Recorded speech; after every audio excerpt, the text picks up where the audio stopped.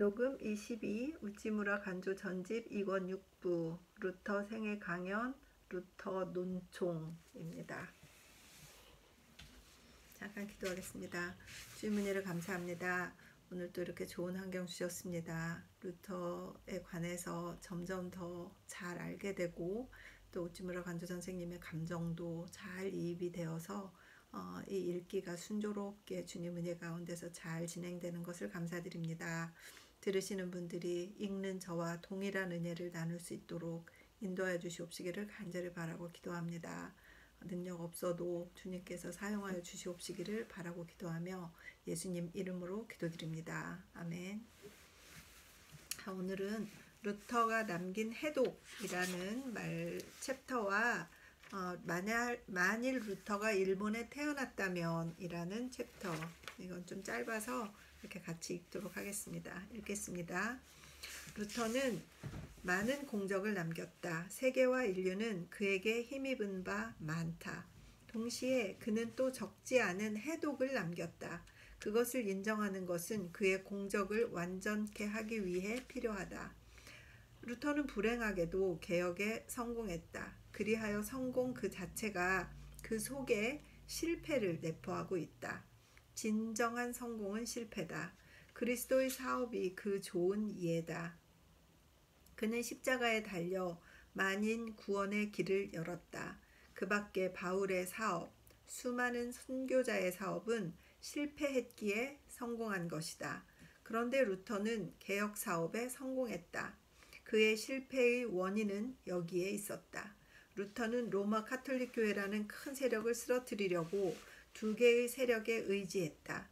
하나는 정권이었다. 또 하나는 성서였다. 그리하여 정권, 성서 둘이 다 그와 그의 후계자에게 화를 입혔다. 작센 후작 프리이드리히는 루터의 평생 후원자였다. 후작의 후원이 없었던들 루터의 생명은 오래 부지하지 못했을 것이다. 루터의 사업은 그와 후작의 공동 사업이라고 해도 좋았다. 해세의 방백 필립도 루터의 숭배자로서 그의 호위를 담당했다. 그 밖에 독일국 다수의 왕과 귀족은 루터를 도왔다. 루터는 절반은 독일 귀족의 애국심에 호소하여 그의 개혁 사업에 성공한 것이다. 그런데 화근은 여기에 있었다. 이때 교권의 대부분이 로마 교회에서 독일 정부로 옮겨졌다. 교황의 신성이 부정되고 국왕의 신성이 인정되었다. 그 후 루터교는 독일, 스웨덴, 노르웨이, 덴마크 등의 국교가 되어 그 교의를 정부가 제정했고 그 목사를 정부가 임명했다. 이런 로마 카톨릭 교회와 하등 다를 바가 없게 되었다. 철학자 칸트를 윽박질러 그가 말하고자 하는 바를 못하게 한 것이 루터 교회였다. 열렬한 사상가 키에르케고가 공격의 화살을 멈추게 한 것 또한 루터 교회였다. 뿐만 아니라 프로이센 왕가로 하여금 오늘날의 세력을 잇게 하여 카이젤의 신성을 추창하고 나라를 통틀어 그의 명령에 복종하도록 한 그 원인도 루터의 개혁 사업에서 찾을 수 있다.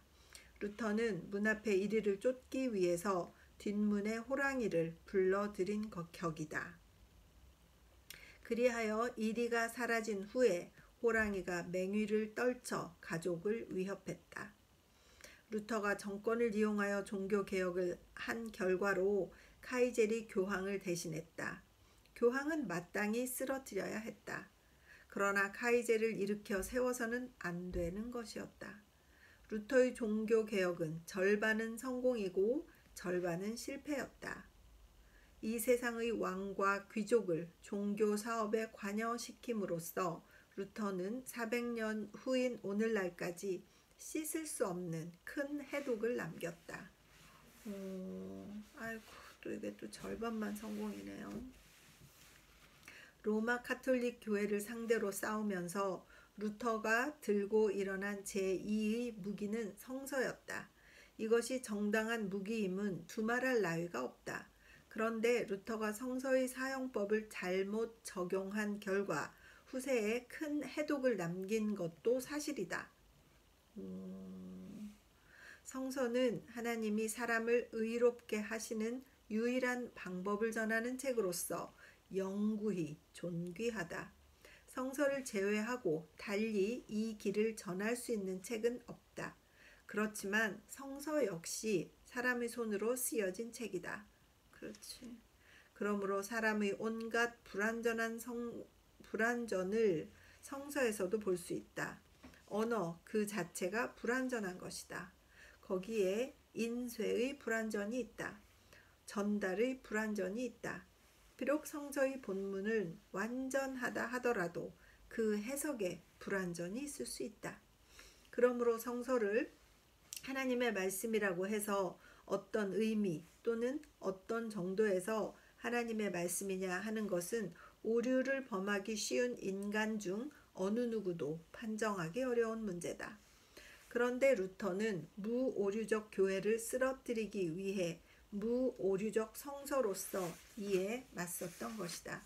그리하여 성서는 교회보다도 훨씬 큰 신앙적 권위이므로 루터의 공격은 주요하여 로마 교회는 이로 치명상에 가까운 중상을 입었다.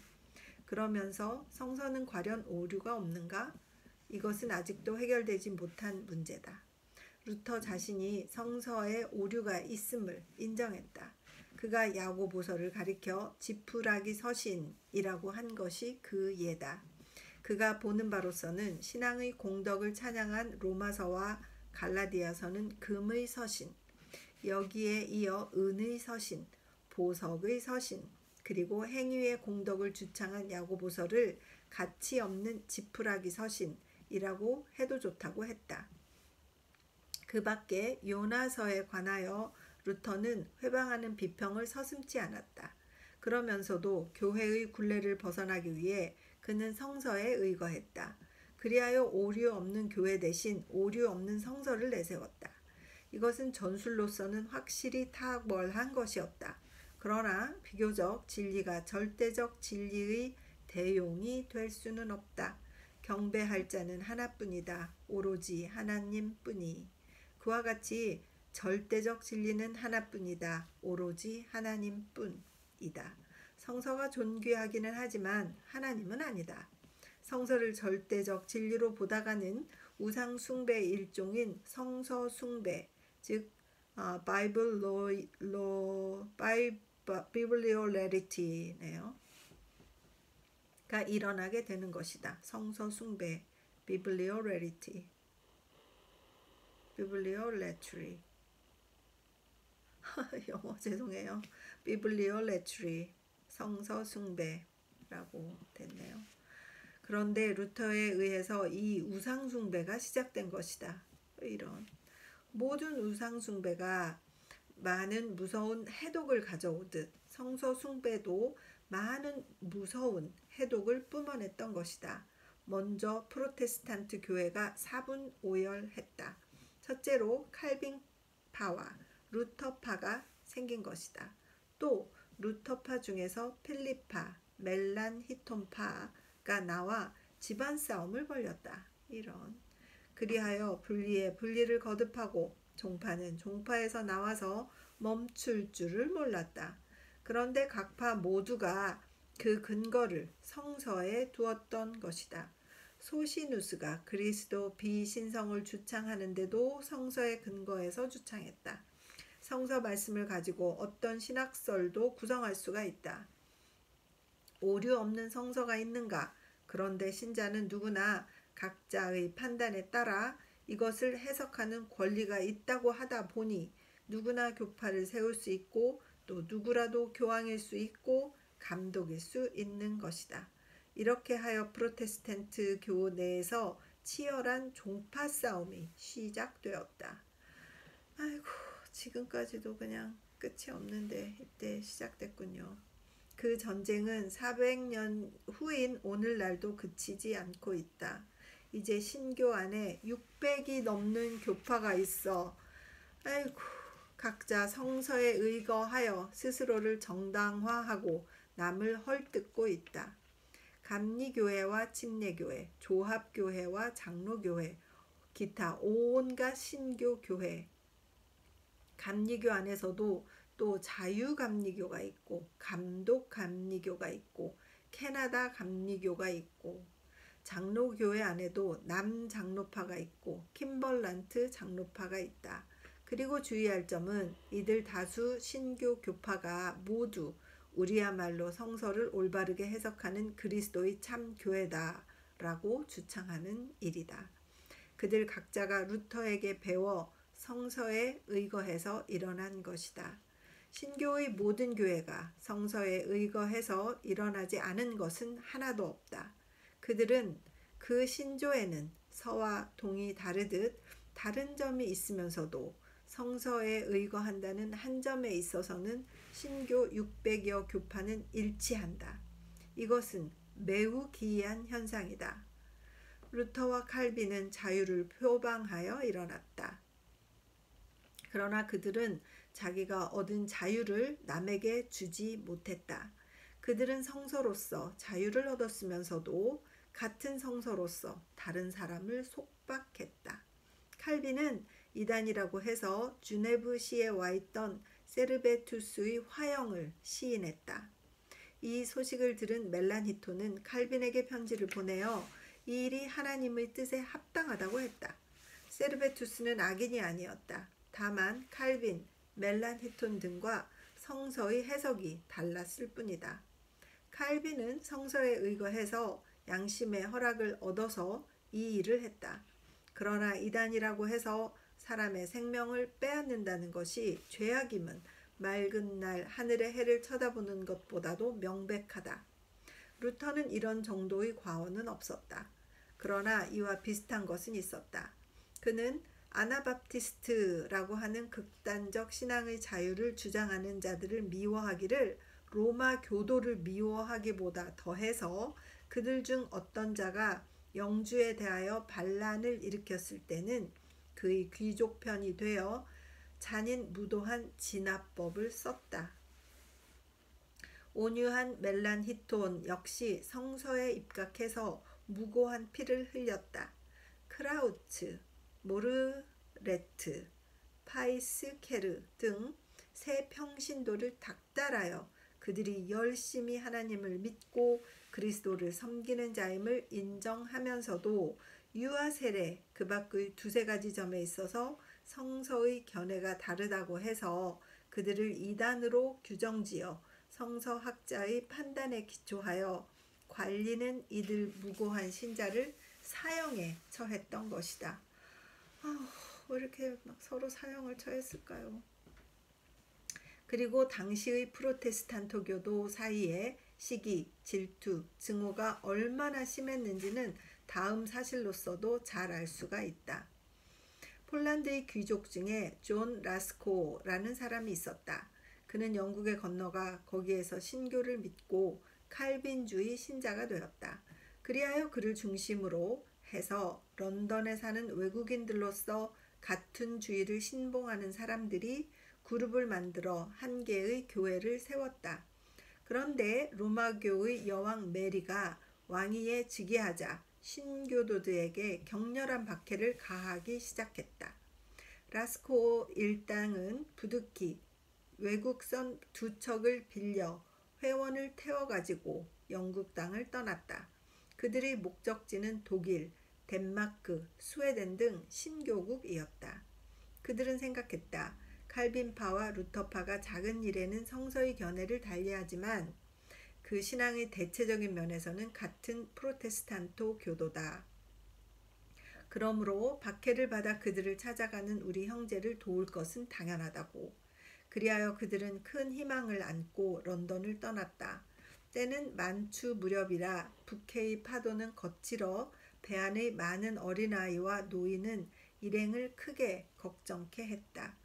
그들은 먼저 덴마크의 수도 코펜하겐에 배를 대었다. 여기는 루터파가 많은 곳이었다. 그런데 일행은 상륙조차 허락을 받지 못했다. 그들은 칼빈 신봉자이기 때문에 신교도라 하더라도 받을 수 없다는 것이다.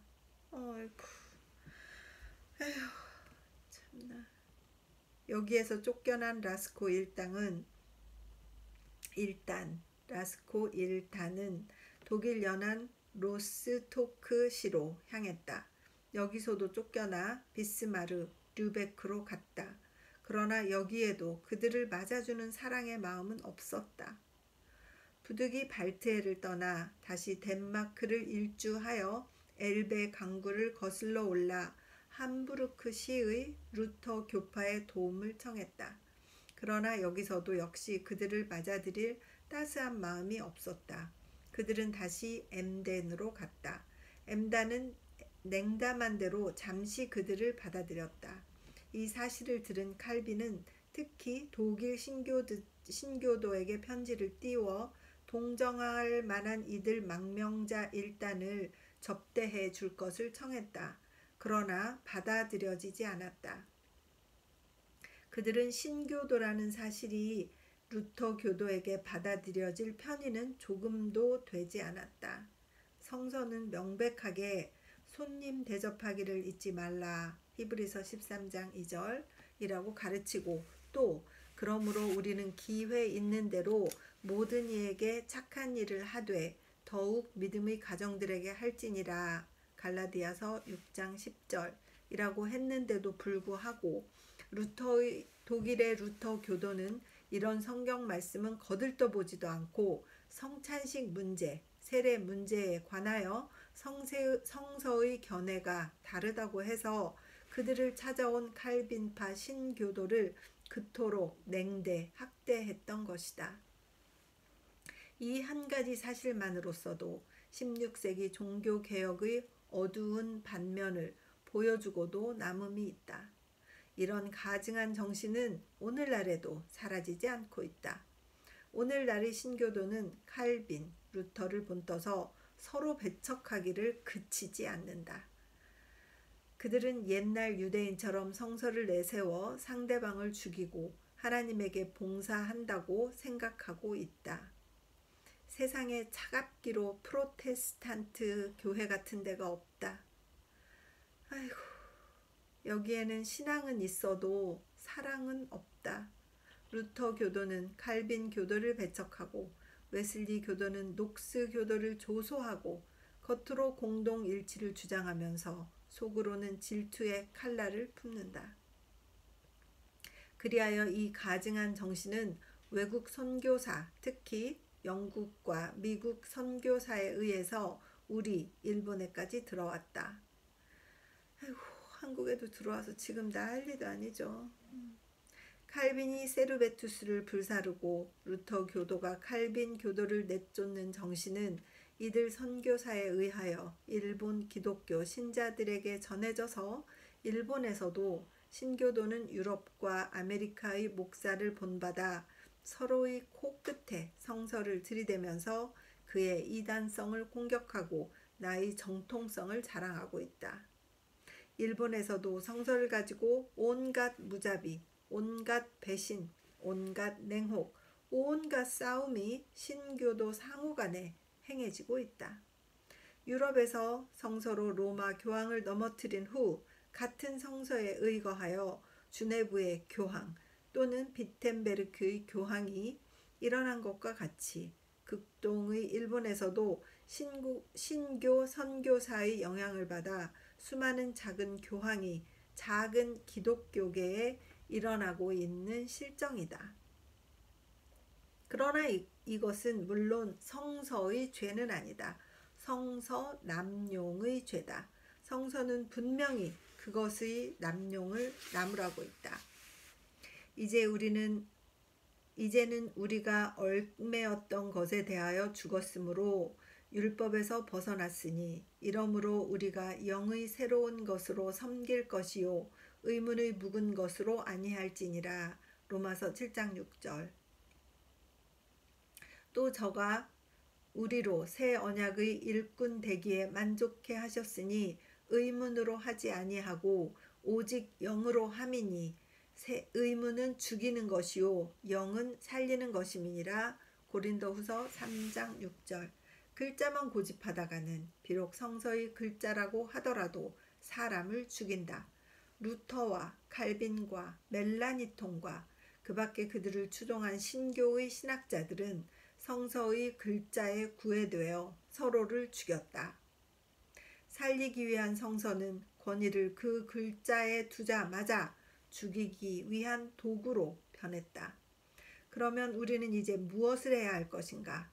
신교의 해독을 알아챘으니 구교로 돌아갈 것인가? 아니, 그렇지 않다.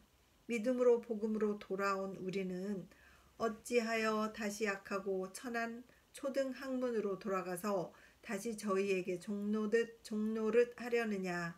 갈라디아서 4장 9절이다. 그러면 우리는 루터, 칼빈에 머무를 것인가? 그것도 아니다. 우리는 그들보다 훨씬 처음으로 되돌아가 바울, 요한에 이르러야 한다. 아니, 직접 주 예수 그리스도에게 돌아가야 한다. 우리는 루터가 되고자 해서는 안 된다. 예수 그리스도가 되고자 해야 한다. 그리스도는 루터처럼 정권에 의해서 개혁하시지 않았다. 그리스도는 정권을 버리고 십자가에 달려서 인류를 구원하셨다. 그 점에서 후스와 사보나롤라는 그리스도를 닮은 루터 이상의 개혁자였다. 그리스도는 또 성서를 중요시 하셨지만 글자에 사로잡히지 않았다. 그는 율법과 예언자의 정신을 잘 이해하고 자유로 이 성서를 해석하였다. 그리스도는 교적에 대하여 친절하셨다. 반역자 유다조차도 살리려고 최후까지 노력하셨다. 그는 기꺼이 이교도를 맞이하셨다. 일찍이 한 번도 신조로서 남을 나무라지 않으셨다. 그러므로 그리스도와 루터와의 사이에는 하늘과 땅의 차이가 있다. 우리가 루터를 흉내내다가는 완전한 크리스천이 될 수 없다. 사람이 의롭다 함을 받는 것은 율법의 행위로서가 아니라 신앙에 의해서다. 그것은 사실이고 또 진리다. 그렇지만 그 신앙이란 사랑으로서 움직이는 신앙이라야 한다. 갈라디아서 5장 6절.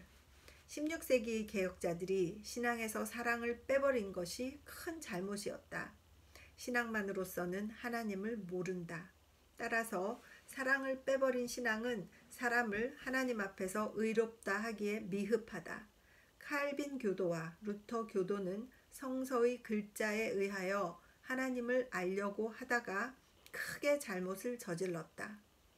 그 오류를 바로잡는 것이 또 성서다. 요한일서 4장 7절에서 8절에서 말씀하시기를 사랑하는 자들아 우리가 서로 사랑하자.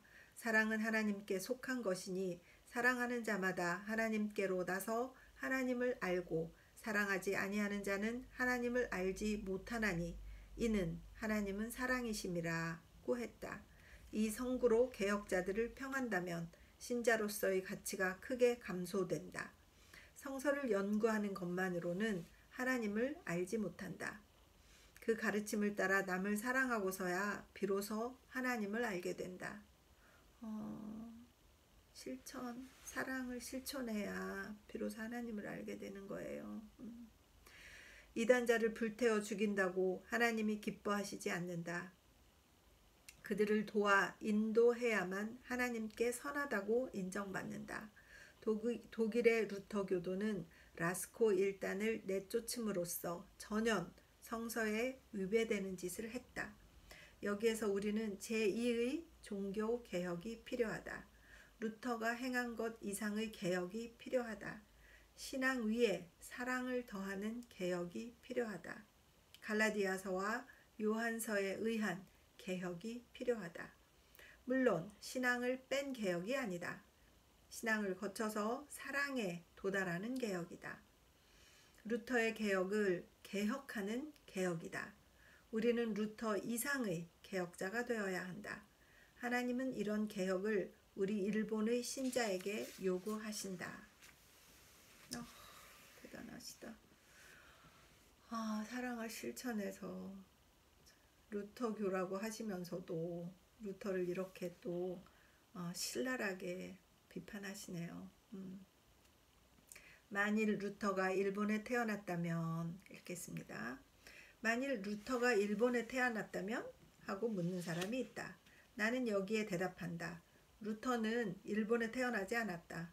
오늘날의 일본에 루터가 태어날 필요가 없기 때문이다.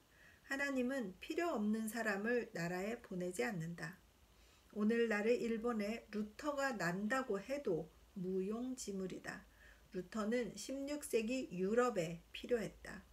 그를 받아들일 준비가 유럽에 이룩되어서 루터는 독일 튜링겐 숲속 어둠 짙은 아이스레벤 읍에 태어났던 것이다. 루터를 맞이하기란 쉬운 일이 아니다. 그는 신학자고 또는 철학자가 아니다. 루터는 양심의 사람이다.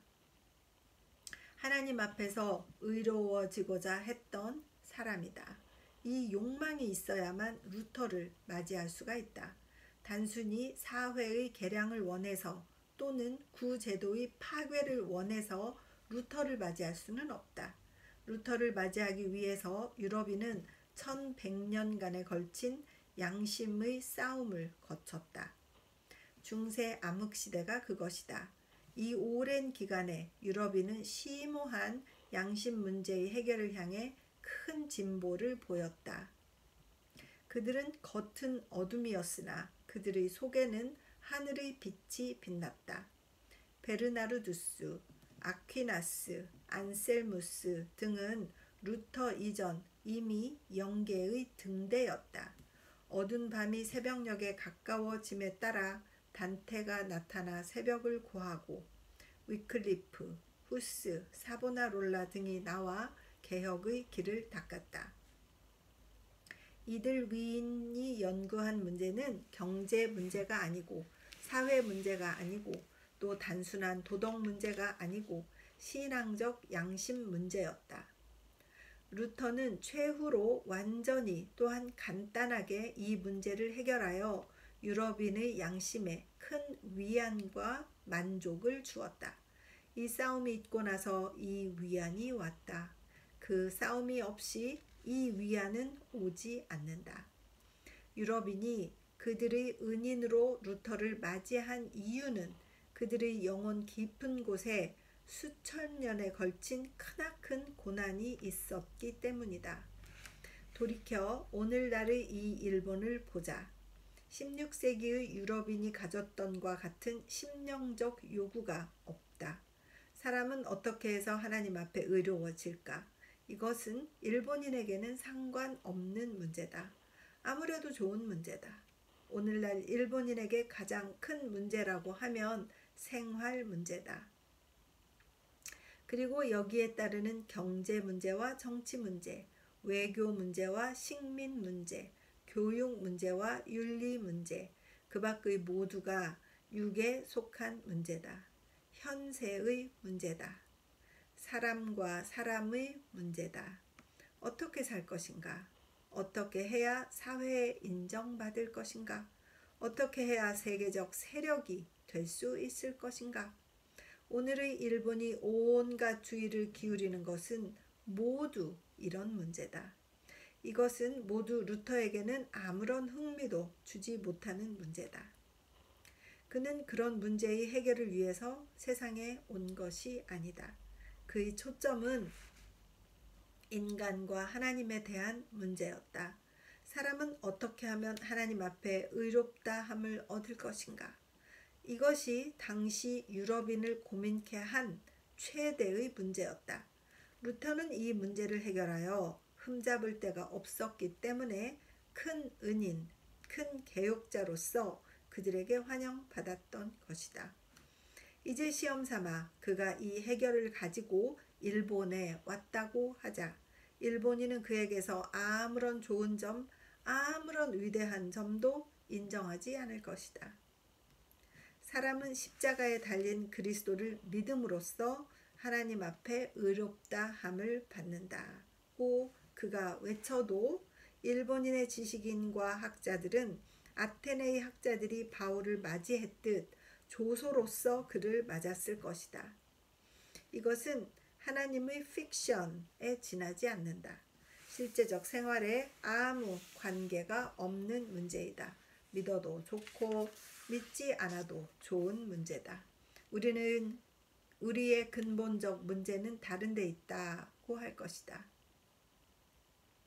그렇게 말하며 그들은 루터를 떠나고 그의 신앙 문제 해결 따위는 어두운 망각 속으로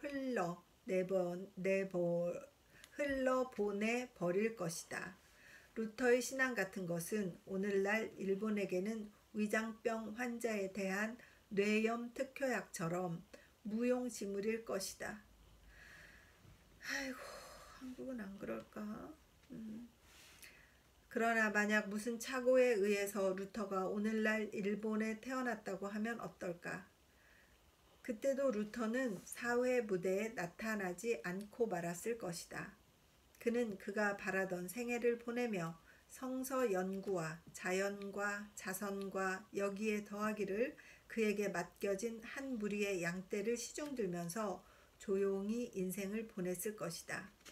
그리하여 95개조의 논제의 제출 없이, 교황의 파문장의 소각 없이, 라이프찌의 토론 없이 루터의 생애는 마치 양양한 봄바다를 건너는 것 같았을 것이다. 이것은 그에게 있어서 마치 무상의 행복, 최대의 만족이었을 것이다. 그러나 하나님은 사랑하는 자에게 그런 사치를 허락하시지 않는다. 루터는 싸우기 위해 태어난 사람이다. 그러므로 그를 필요로 하지 않은 오늘날의 일본 같은 나라에 태어나지 않는다. 그는 16세기 독일에 태어나서 영혼의 평강에 관한 하늘에서의 복음을 전하고 하나님에게 은혜받고 백성들에게 환영받으며 악전고투를 겪은 후 엘리야처럼 불수레를 타고 아버지 나라로 돌아갔다. 루터를 오늘날 일본에서 볼 수는 없다. 그러나 수백 년 후에 그를 이 나라에 맞이할 준비를 지금부터 할 수 있다. 우리는 일본인에게 양심 문제를 제시하여 그들로 하여금 서서히 그 문제의 해결에 접근할 수 있다. 서양 속담에 이런 말이 있다. Be right with God and all will be right. 앞에 읽었던 말씀이네요. 하나님과 올바른 관계를 맺어라. 그러면 만사가 좋아질 것이다. 정치, 경제, 산업, 공업, 교육, 윤리, 사회, 국가 등은 모두 지엽적인 문제다. 사람이 사람인 이상 그는 하나님의 아들로서 하나님과 올바른 관계에 들어가야 된다. 이 관계가 성립되고 나면 다른 일을 자연히 해결되게 된다. 루터는 유럽인의 근본 문제를 해결하여 그들을 위해 진보의 기원을 열었다. 루터는 유럽인을 하나님과 올바른 관계로 이끌고 그들을 사상의 개발자, 자연의 정복자, 지상의 왕자로 만들었다. 루터가 유럽 문명의 중심 인물이 된 것은 이 때문이다. 그는 그리스도로 인하여 항상 살아있는 하나님을 소개하고 잠자는 유럽을 깨워 문명을 모든 면에서 향상시켰다. 일본인도 어서 이 사실을 깨달아야 한다. 자, 여기까지입니다. 저는 우찌무라 간조 선생님이 루터를 끝없이 찬양할 줄 알았는데 그의 실패에 대해서 이렇게 신랄하게 지적을 하시는 걸 보고 그의 판단력과 또 옳고 그른 것을 결정하는 그의 그 영적인 분별력에 참 다시 한번 감동을 합니다. 기도하겠습니다. 주님 은혜를 감사합니다. 주님께서는 올바른 시기에 올바른 사람을 올바른 장소에 보내셔서 그의 사명을 이루게 하신다는 것을 깨달았습니다. 루터가 독일에 태어난 그 중세 카톨릭 시대에 그의 역할이 있었고 그의 쓰임이 하나님으로부터 정해져 있었던 것을 생각합니다. 하나님 아버지, 그는 그의 일을 했고 갔고 이제 우리는 우리들의 일을 해야 되고 또 갈 것입니다. 하나님 앞에 갈 때에 하나님 잘했다 칭찬받는 자 되게 갈 수 있게 도와주시옵소서. 감사드리며 예수님 이름 받들어 기도드렸사옵나이다. 아멘. 같은 은혜 받으시기 바랍니다. 제가 조금 피곤해서 녹음이 조금 퀄리티가 떨어지는 것을 용서하시기 바랍니다. 건강하십시오.